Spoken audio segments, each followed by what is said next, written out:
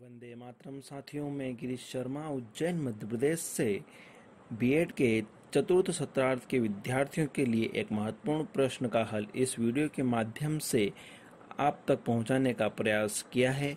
तो आइए देखते हैं। कंप्यूटर सहायक अनुदेशन। शिक्षा में मुख्य रूप से कंप्यूटर 3 प्रकार से उपयोग में आता है।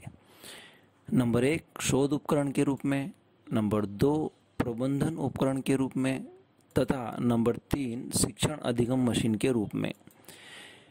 शोध उपकरण तथा प्रबंध उपकरण के रूप में कंप्यूटर उच्च शिक्षा के क्षेत्र में अत्यंत लोकप्रिय है, पर अब शिक्षण अधिगम के क्षेत्र में भी यह काफ़ी लोकप्रिय होता जा रहा है।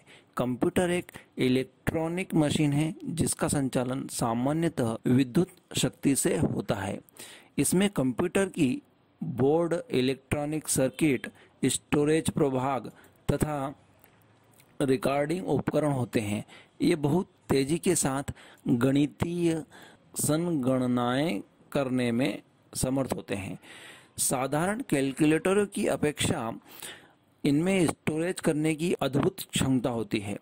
यह अपने में सूचनाओं व आंकड़ों का विशाल भंडार रखता है और आवश्यकता पड़ने पर चयन द्वारा तुरंत वांछित सूचनाएं प्रदान करता है। कंप्यूटर में 5 मूलभूत प्रभाग होते हैं जो निम्नलिखित हैं। नंबर 1 अदा उपकरण, कंप्यूटर भाषा में हमारी बात अनुदित करता है। नंबर 2 प्रदा उपकरण, कंप्यूटर परिकलन आदि देता है। नंबर 3 स्मृति भंडारण। नंबर 4 परिकलन यूनिट। नंबर 5 नियंत्रण यूनिट। कंप्यूटर एक हार्डवेयर यंत्र है। इसमें प्रोग्राम बनाकर फिट करना होता है। प्रोग्राम के अनुसार कंप्यूटर कार्य करता है। कंप्यूटर की अपनी भाषाएं होती है, जैसे बेसिक, लोगो, कोबाल तथा पायलट आदि। हमें इन्हें जानना चाहिए। कंप्यूटर का शिक्षण में प्रयोग। कंप्यूटर का शिक्षण में प्रयोग कर शिक्षण की 2 विधियां हैं। नंबर 1 कंप्यूटर की मदद से दी जाने वाली शिक्षा में छात्र सीधे सक्रिय रहते हैं और शैक्षिक सामग्री कंप्यूटर पद्धति से एकत्रित की जाती है। नंबर 2 दूसरी विधि से शिक्षण हार्डवेयर तथा अध्ययन सामग्री पर आश्रित रहता है। इनमें छात्रों का कंप्यूटर से सीधा संबंध नहीं होता है। अगला है कंप्यूटर सहायक अनुदेशन। कंप्यूटर में लीनियर या ब्रांचिंग अभिक्रमित अध्ययन का प्रयोग किया जाता है। एक ही समय में अनेक छात्रों की जरूरतों को पूरा करने के लिए यह एक सुपर मशीन की भांति कार्य करता है।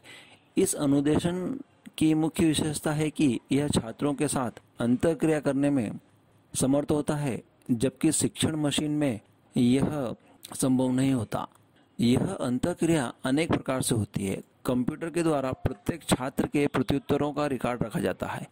इन प्रत्युत्तरों के आधार पर ही यह निर्णय लिया जाता है कि आगे कौन सी सूचनाएं छात्रों को प्रदान करनी है।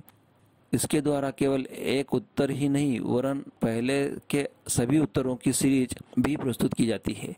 इसके माध्यम से उत्तर देने में लगा समय तथा छात्रों के प्रत्युत्तरों की सत्यता का लेखा जोखा रखना भी संभव है। गलत प्रत्युत्तर के समय कंप्यूटर सही उत्तर के लिए संकेत भी देते हैं। इस प्रकार से प्रत्येक छात्र पर ध्यान दिया जाता है तथा प्रत्येक छात्र को उचित पृष्ठपोषण प्रदान किया जाता है। अगला है कंप्यूटर सहायक अनुदेशन से छात्रों को अनेक प्रकार से व्यक्तिगत रूप से भी शिक्षण प्रदान किया जाता है। छात्रों की विभिन्न रुचि, अभिवृत्ति, उपलब्धि आदि के आधार पर व्यक्तिनिष्ठ अनुदेशन तैयार किया जाता है। छात्रों की सीखने की प्रक्रिया कंप्यूटर द्वारा नोट बनाता है तथा दिए गए प्रकरण को सीखने में प्रगति का कार्ड भी रखता है। उसकी प्रगति के अनुसार आगे सीखने के प्रोग्राम में आवश्यक परिवर्तन भी यह करता है। वेद नायगम ने इसके बारे में ठीक ही कहा है। The great asset of the computer is it's instant response and its flexibility to suit the learner needs and requirement through tutorial, interaction and dialogue। अगला है कंप्यूटर सहायक अनुदेशन के उपयोग। कंप्यूटर सहायक अनुदेशन के निम्नलिखित महत्वपूर्ण उपयोग हैं। नंबर 1, यह शिक्षक तथा छात्रों के लिए तथ्यों तथा सूचनाओं की प्राप्ति का एक महत्वपूर्ण स्रोत है। नंबर 2, इसके माध्यम से छात्रों को अभ्यास के अवसर भी प्रदान किए जाते हैं। नंबर 3, इसके द्वारा अंतःक्रिया ट्यूटोरियल उपागम के माध्यम से छात्रों को सरलता से शिक्षा दी जाती है। इसमें 3 महत्वपूर्ण बातें हैं। नंबर 1, छात्रों को व्यक्तिगत अवधान तथा निर्देशन। नंबर 2, छात्रों की उनकी गति तथा समय के अनुसार स्वयं सीखने के अवसर। नंबर 3, छात्रों के लिए वस्तुनिष्ठ तथा विशिष्ट पृष्ठपोषण। नंबर 4, सिमुलेशन तथा खेलों के द्वारा छात्रों को प्रेक्षण तथा आत्मविश्वास CAI से प्रदान किया जा सकता है। नंबर 5, अनुकरणीय प्रयोगशाला के रूप में उपयोगी। नंबर 6, विभिन्न शैक्षिक संस्थाओं में प्रवेश परीक्षा बनाने, परीक्षा फल तैयार करने तथा अंक तालिका एवं प्रमाण पत्र तैयार करने में यह उपयोगी है। नंबर 7, शिक्षण प्रणाली तथा संस्थानों में प्रशासनिक समस्याओं के समाधान के लिए महत्वपूर्ण है। नंबर 8, समय सारणी बनाने में उपयोगी है। नंबर 9, मूल्यांकन प्रक्रिया में सहायक है।